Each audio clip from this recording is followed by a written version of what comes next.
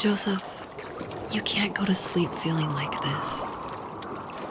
I'm sorry for everything, and I know you need space, but I'm here for you.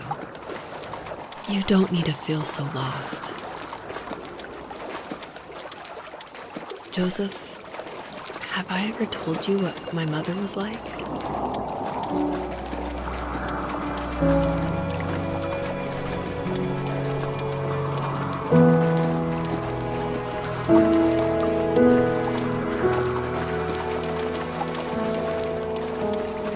You know what it's like not to have a mom at home, and you know how hard that made my childhood.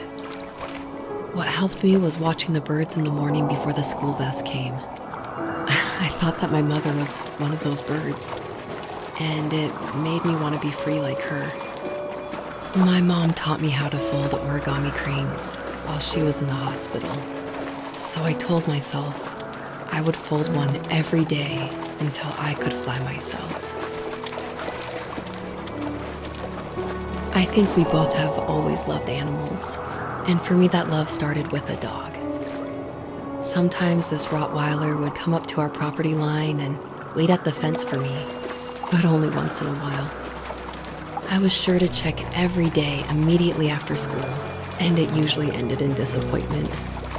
I would even steal money from my passed out dad just so I could buy these off-brand dog biscuits. Even when she did stop by, she never went beyond the fence. Why was she so scared? I think my dad was the opposite of your dad in almost every way, except he was in the military as well. He coped with alcohol of every kind. The trailer started falling apart, he got angry, and I withdrew. More and more I became the weird, quiet kid who made lots of origami birds and carried dog biscuits around. I think we were pretty similar when it came to being the weird kids. And that same sincerity in college was one of the reasons I was so drawn to you.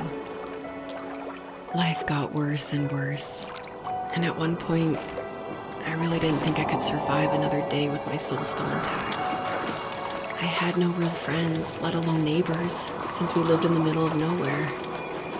I should have talked to my teacher, but I was scared what he would do if he found out. As I waited for the school bus one morning, I walked around until I found something in an abandoned shed. Something I can't put into words. I summoned courage I didn't know I had, and I broke into my dad's room and found the key to the shed where he had locked my bike. I'll never forget that feeling, of the wind rushing by my ears as the sun rose over fields of wheat. I was flying for the first time. I biked as far as my legs could take me until I found a house that felt friendly, and that felt like home. Those strangers helped me in so many ways. And if it wasn't for them, I wouldn't have found my foster family. And if it wasn't for my parents, I wouldn't have met you.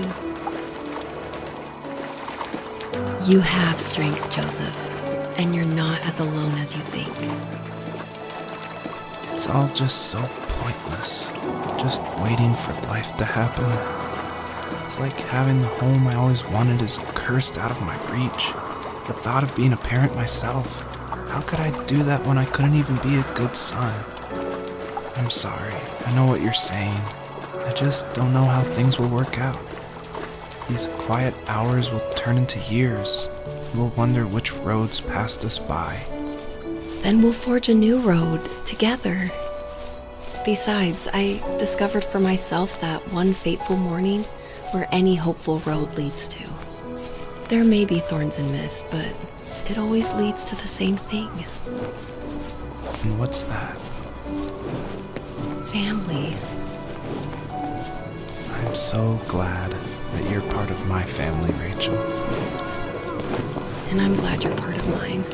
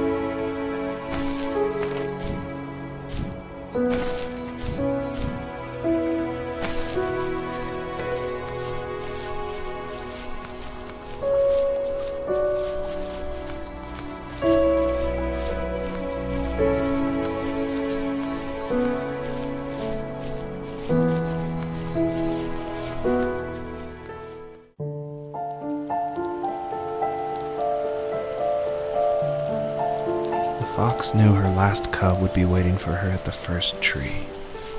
She was almost there. The rain cascaded onto the jade valley where the entrance to the tree was. Life was protected there, because that's where life began.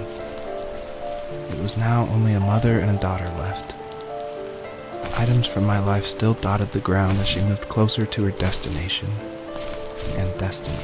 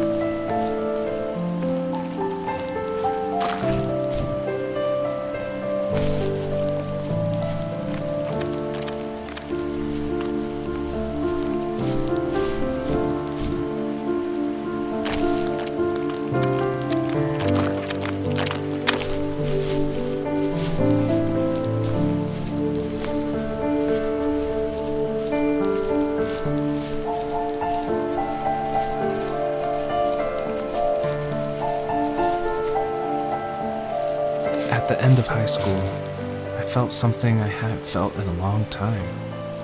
Drive. I looked into the best architecture schools on the West Coast, then got a dose of reality when looking at other students' portfolios and the high cost of tuition. I still wanted to be something, to be the next Alvaro Siza, and to make those thousands of sketches worth something in my grand history. But now even an internship sounds impossible. Siza helped me understand how essential emotion is in architecture, and he also said light is the real composer of space.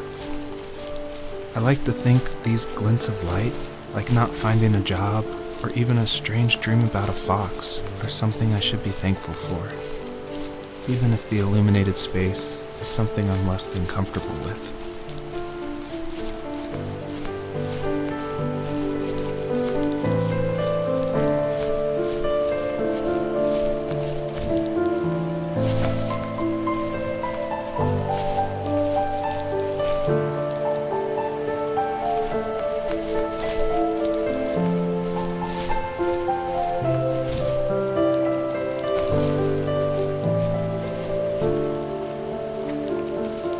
My dad was super supportive with my college plans, to a point.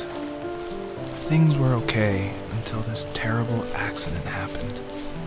I guess a forklift flipped over due to a bad axle, and it crushed one of the workers there. My dad didn't eat for days, even though he wasn't directly involved. It devastated him. Not only did it hurt the business, but it just freaked him out. He would talk in his sleep, muttering things about firing people and saying sorry. One fateful day he approached me, said that since my school search wasn't going well, I should finally be a man and take over the family business. He said one day he was going to die, and that all of his work, sacrifice, and even that man's life would be wasted in vain. I just lost it. Teenage me just exploded at the thought. I screwed up. I said things I shouldn't have.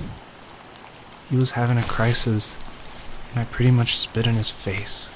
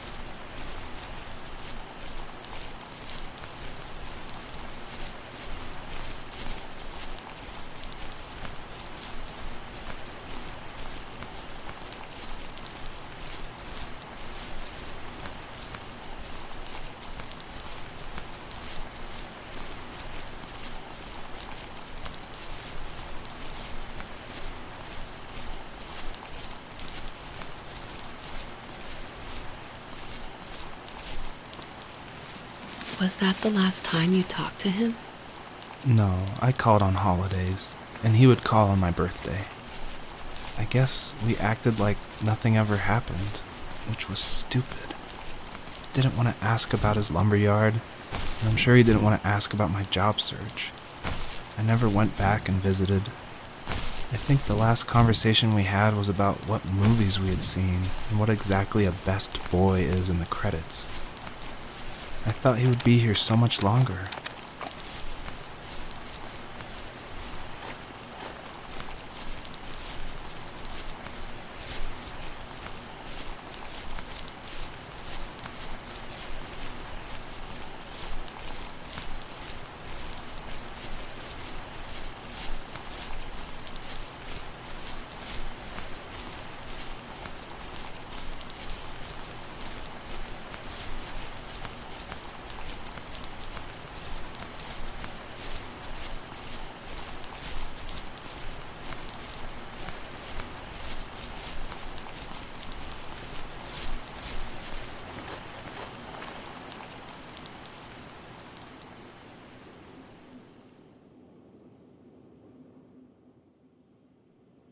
In the distance, the first tree illuminated the wasteland. She couldn't go home anymore. She did the only thing she was capable of. Moving forward. My dad died alone in the middle of the wilderness. I should have been talking to him more. I should have done a lot of things differently. If the first tree on Earth brought life with it, if it taught the birds to sing and fly and showed saplings how to grow, what could it do for us?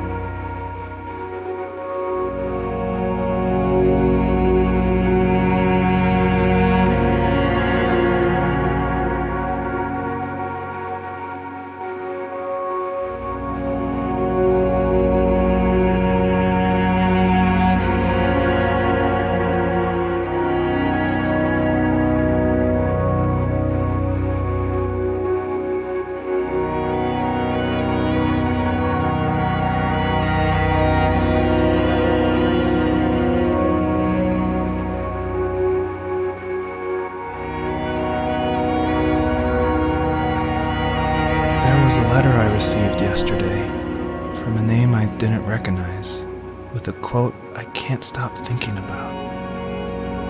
Death is not the opposite of life, but a part of it. More and more, I'm realizing one important truth. Each of us have our own journey to the first tree. But sometimes I'm not sure I'm ready to take that first step. You already have my love.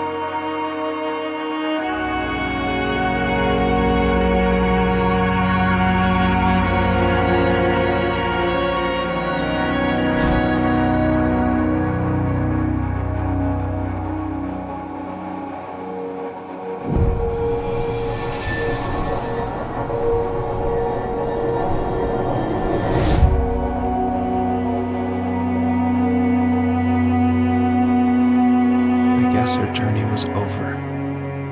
But I have no idea. It was only a dream, a distraction from tomorrow. I don't think dreams normally bring back to memory so many important feelings. Maybe it was just a dream, but it was also a gift. Yeah, I suppose.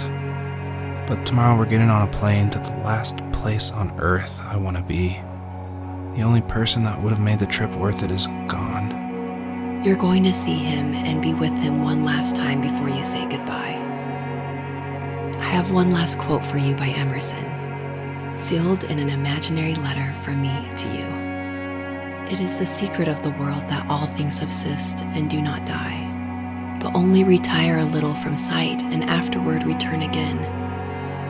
Go to sleep, my love. We have a big day tomorrow, but I'll be there with you every step of the way. Thank you. Thanks for listening. Good night, Rachel. Good night, Joseph.